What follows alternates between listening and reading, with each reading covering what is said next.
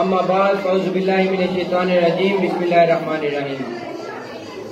کشتیوں میں ڈوبا ہوا میرا وطن کشمیر جو کبھی زندہ اقدار کا وارث تھا، یہاں کی فضاؤں میں کھڑے پہاڑ تمہارے تنتنے سے تنے ہوئے، یہاں کے دریا جو ہلکے ادا کو حیات دوام کے نغمے سنایا کرتے، لیکن 73 سال سے اسی سرزمین کی ہواؤں میں بالوں کی بارش کی فضاؤں میں انسان اپنے لہو میں ڈوبے ہوئے ہیں۔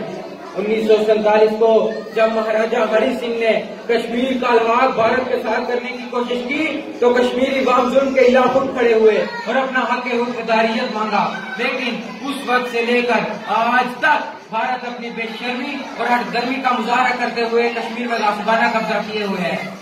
میری آنکھوں نے اس ریاست میں آزادی کی تحریک کو دیکھا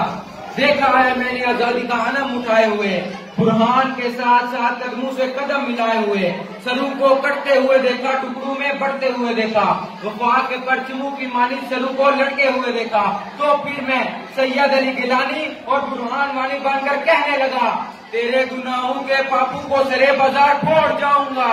مثل ابراہیم ظلمت کے بتوں کو توڑ جاؤں گا، لشکر کریں گے میری دلیری پر تبصرے، مر کر بھی زندگی کی خبر چھوڑ جاؤں گا۔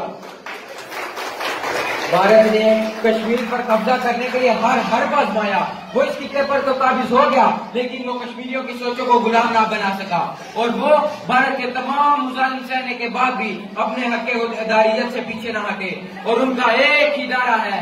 آزادی یا شہادت، کیونکہ وہ جانتے ہیں شہادت ہے مطلوب و مقصود مومن، نہ مال غنیمت نہ کشور کشائی۔ صدر اعظم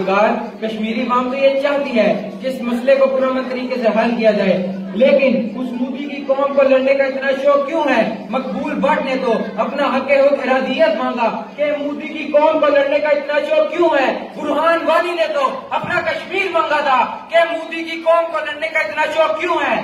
بھارت کو امن کی بات سمجھ میں نہیں آتی تو ہم پر یہ واجب ہے کہ ہم بھارت کو اس کی اوقات یاد دلائیں۔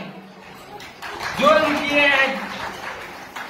کیے ہیں جتنے تو نے سارے قرض چکا دیں گے، سارے ہی بھارت کو ہم تو پاکستان بنا دیں گے، نیا ہے جو فنسی بور میں اس کو پار لگا دیں گے، لال قلعے پر پاکستانی پرچم ہم لہرا دیں گے، ایک کنارہ شہر کراچی سے کشمیر کی وادی تک چین سے ہم نہ بیٹھیں گے، بھارت تیری بربادی تک، جنگ رہے گی جاری یا کشمیر تیری آزادی تک، جنگ رہے گی جاری یا کشمیر تیری آزادی تک۔